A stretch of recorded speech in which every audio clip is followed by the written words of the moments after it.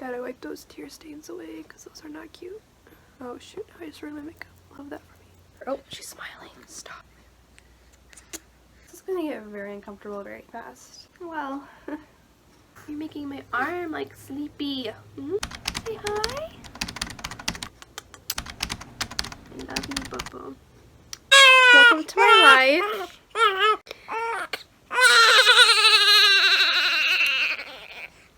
Okay, well, you're just gonna have to listen to her crying while I say, I realize I'm not a perfect YouTuber by any means, and that my setup is horrible, and that I suck at making videos, so don't expect a lot. This is just kind of a spur of the moment thing, and this is reality, so this is Willow. Ow.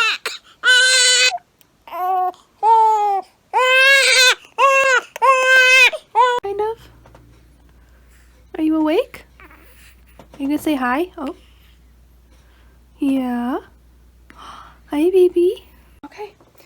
Now that Willow's not screaming, I can actually show you her little area. So here's her changing area. We don't have a huge area, but it's something. So she has wipes right here, little stuffed animals, and I just have a mirror here because I thought it'd be like really cute. And then she just has like some stuff here that I put on her when I change her diaper. She has more diapers down there. She has like lotions, soaps, shampoos, whatever, like thermometer, more pacifiers, and she has like burp cloths in there. And then in here she has like a lot of swaddles, blankets. She has like a wrap, just kind of like random things. And there's like a lot of blankets in there and stuff. And I think she's waking up. And then I have this really cute painting. I got it at Target. I think it's so cute because our theme's like pink and elephants. So I think that that's adorable. And then I have a little basket down here with like a lot of books in there and stuff. And then this is like a little garbage. I just put like her dirty diapers in and stuff. And now she's crying. That's cool. Oh my goodness. Are you crying? Why are you crying? Come here. Here's her crib. This is what it looks like. It's very nice. It was actually given to me, which I'm so grateful for. This I got, something I got at my baby shower. It's like a little mobile for the crib. It like plays songs.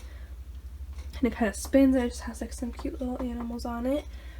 And that's like a little stuffed elephant that Melissa gave me a while ago before she was born. And then this I absolutely love. It's just her name on the wall. I got it, the letters off of Etsy.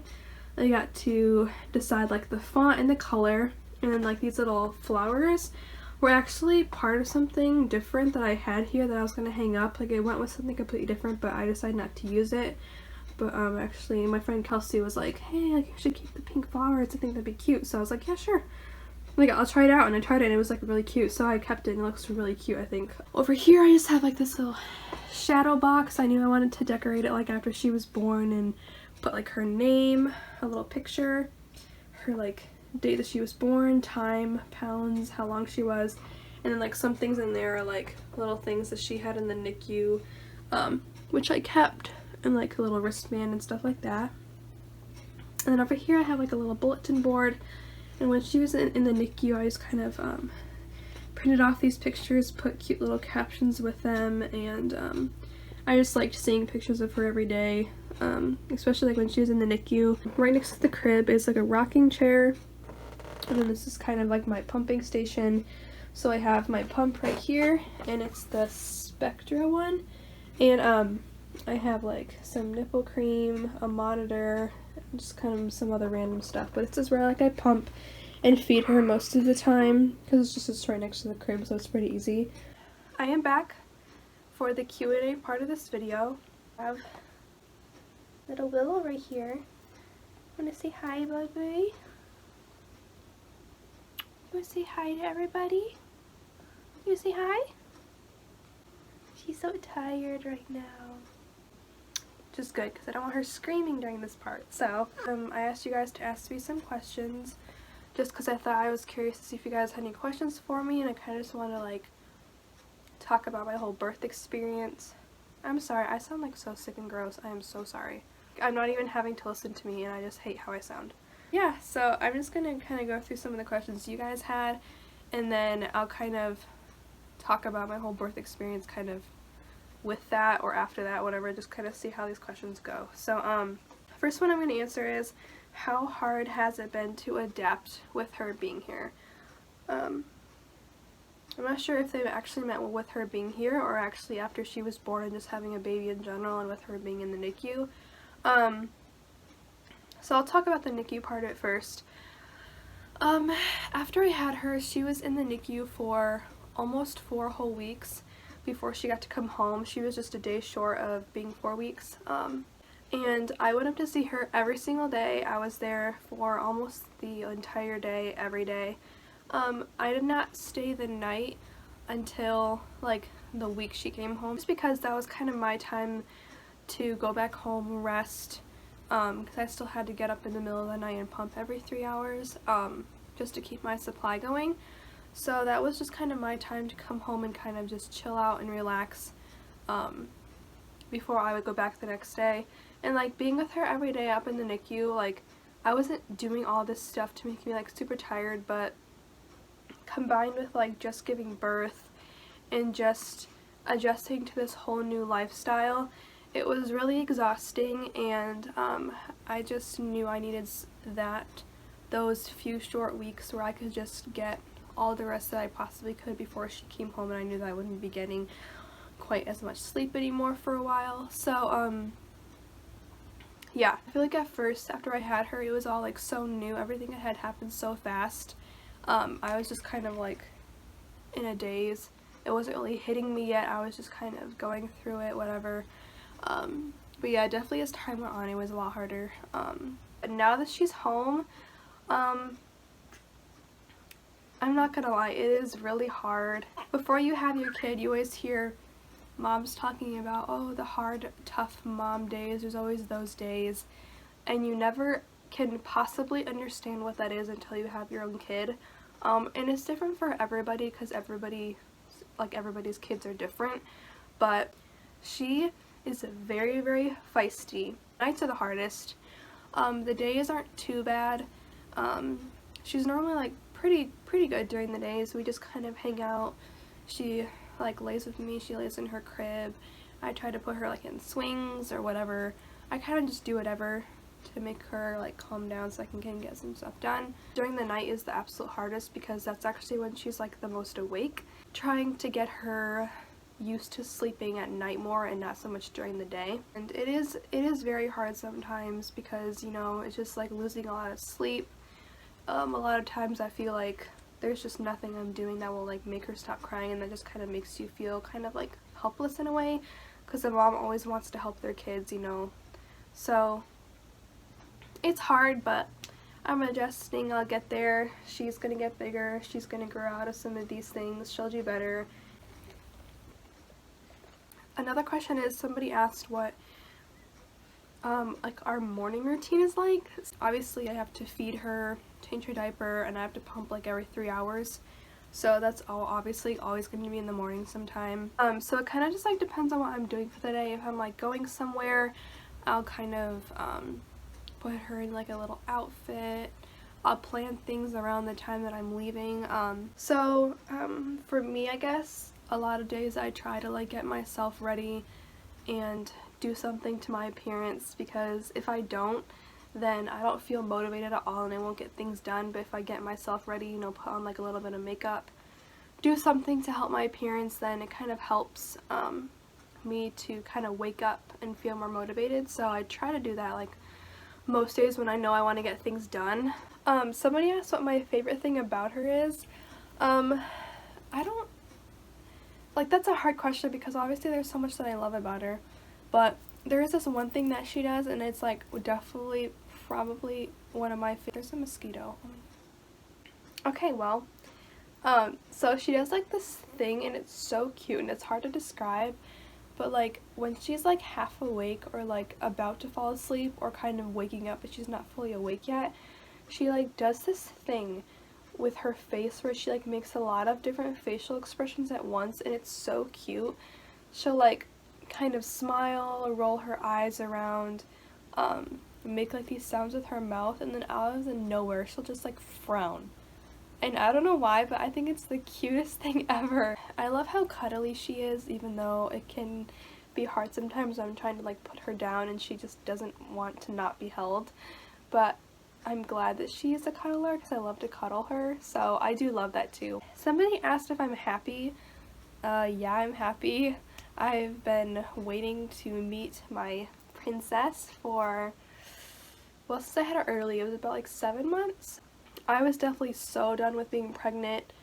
People always like, yeah, pregnancy is like the most beautiful thing ever. Yes, it is, and I understand why people say that, but it's not as just like great as everyone makes it sound like. It's definitely hard, and some people have it way worse than other people. Honestly, my pregnancy was not that hard. I had a pretty smooth pregnancy, but it's just when it came down to like the last like month, I just was like so sick of feeling so huge. I had gained quite a bit of weight. I'm somebody who's always been like pretty thin, so like gaining that much weight, I just did not feel confident at all. I always felt like super fat and gross, and it was just so hard for me to like pick out outfits and find things to wear because everything I wore, I just did not like how I looked in it. Okay, I did not want to get emotional during this at all because like I don't like to get emotional, especially in front of people, but okay, sorry. It's hard being a single parent and trying to do everything for your kid without just having the other person. There's a lot that I have to do to take care of her, and especially her being like more fussy and stuff. I do need like help sometimes. I like to be strong and independent. I like to think I don't need people to help me. I'm so thankful for my parents and for my family, especially my mom, for how much that she helps out with Willow. Okay, we're gonna move on to something else because apparently this is not the good question to answer. Somebody's asking the scariest part of my pregnancy. Okay, April 24th at 4 in the morning, I went up to go to the bathroom. I kind of felt like my water had possibly broken. It wasn't like a gush, it was just kind of like a little like trickle, you know. It wasn't like a ton, it was just like a little bit here and there, but I kind of felt like it did because I was like, I mean, I didn't pee myself, I could control my bladder. I know I didn't pee, so I went and told my mom, and I was like, Mom, I think my water broke. And she was like freaking out. So we got all of our stuff together. I literally had nothing packed, nothing. We got to the hospital, like right before we went in those doors to go inside. I literally felt my water break like more, and it was definitely like more of a gush, and I was like, okay, if I had any doubts about my water breaking, I definitely know now, like that is for sure my water breaking. And I was just like, oh my gosh, like wow. I was kind of in shock. I was wheeled into a different room, and basically we just had to like wait, and I just had to like let them know if I started feeling contractions and stuff. But long story short, that whole day, like the 24th, I didn't feel any contractions at all. If I did, they were extremely mild. It wasn't until the next morning, which was, well no, actually I should say, but before that, they gave me some steroid shots to help her lungs grow a little bit more, since we knew that she was going to be coming in the next few days. But this was on a Wednesday that I was in the hospital, and if she didn't come by Friday, she would be 34 weeks on Friday, and if she hadn't come yet, then they were going to induce me. It wasn't until the next morning, it was around the same time, like 4 or 5 in the morning, where I started feeling like really mild contractions, but I knew that I was feeling something. So I had to like tell a nurse, and the hard thing is that all of my contractions and my whole labor was like back labor, so they put like these little monitors on you to like monitor your contractions, but since mine were like in the back, they couldn't really, like they weren't picking up. Around that time was like when I really started to feeling contractions, and my labor progressed so fast, especially for like this being like my first kid. It was crazy how fast it went. I was only in labor for about 4 oh my gosh, I can't talk. 4 to 4.5 hours. By the way, this was all happening on my freaking birthday, okay? This little one was born on my birthday, which was hands down the best birthday present I could have ever received. So we have the same birthday now, but she wasn't supposed to come till the next day, but she wanted to come earlier than early. So I knew that I wanted an epidural because like I kind of have like a low pain tolerance, I would say. Apparently they hadn't known that I had wanted the epidural yet, so they had to like call it in this is all while like the contractions were getting like super intense, so I was starting to get like anxious because I was like, oh my gosh, like I need the epidural. Like I don't know how I'm gonna do this if I don't get the epidural. I got the epidural at like 2:30. Let me tell you, this was freaking difficult, okay? This is when my contractions were so bad, and keep in mind that when people get the epidural, they normally get it like a little bit sooner than when I got it, because when I got it is when the contractions were really, really bad. I was like 8 centimeters dilated when I got this epidural, okay? Like, yeah. After I got it, I literally felt like a completely new woman. I kid you not. I felt so great. I cannot stress enough about how worth it was for me to get the epidural. When I actually gave birth to her, like, I felt like I could actually enjoy it, be in the moment, just be able to really experience it, because I wasn't having to be so caught up in like how painful it was and just like wanting to get her out so bad. Giving birth to her was absolutely like, it was such an amazing experience, because by the time I was completely numb, I literally didn't feel a thing. Like, they literally had to tell me when to push, because I had no idea when I was having a contraction. My mom was in the birth room with me, and then it was just her that was in there with me, obviously, besides all the other doctors. I just can't describe how amazing it was. She was born at 3:26 in the afternoon on my birthday, which is, I can't believe that to this day. I'm like, oh my gosh, that's just so crazy. Like, after literally she was born, I just remember seeing her for the first time, and oh my goodness, I was crying because I just was so happy to see her, and she's just so beautiful. Wow, I didn't answer the question. The scariest part was around the time that I was getting the epidural, kind of before and also kind of like during, or like when I was about to get it. The scariest part for me was, since I was so dilated by that time, I could literally feel her. When you're that dilated, you will have the urge to push, but you can't push yet because you're not dilated all the way. And I could literally like feel her, and I felt like I needed to push so bad. So that was definitely the scariest part, because I thought for sure that I was just gonna start pushing and like everything was just gonna go downhill from there. But thank God, thank the Lord, that I didn't. And I waited until I was 10 centimeters dilated.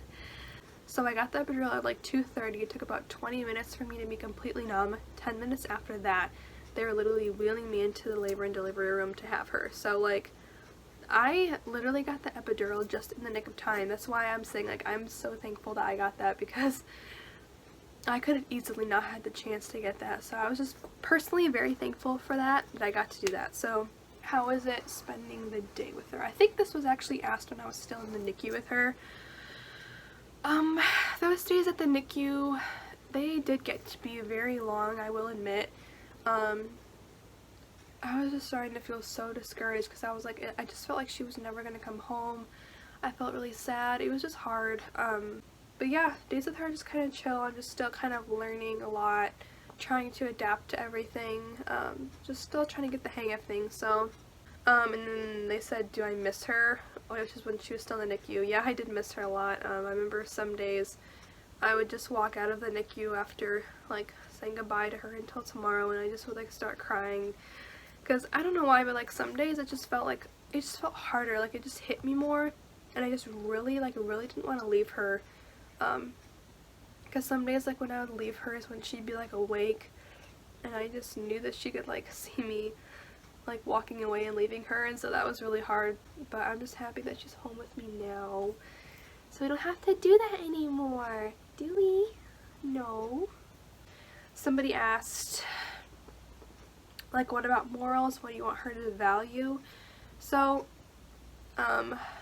obviously a lot of you guys know me, some of you guys might not, but I was raised in a Christian home, so that's what I believe. I'm a Christian too, so I definitely want her to have the morals and values of a Christian. I want God to be her #1 priority as she grows up, because that's how I'm going to raise her to be. I pray that she will want the same thing. Me going through everything that I've gone through, like during this past year in my past relationship and just having her and stuff, I never want her to feel like she needs a guy in her life. And I know it's going to be hard sometimes, because everybody has those moments where they're single, they want a boyfriend or girlfriend, you know, whatever.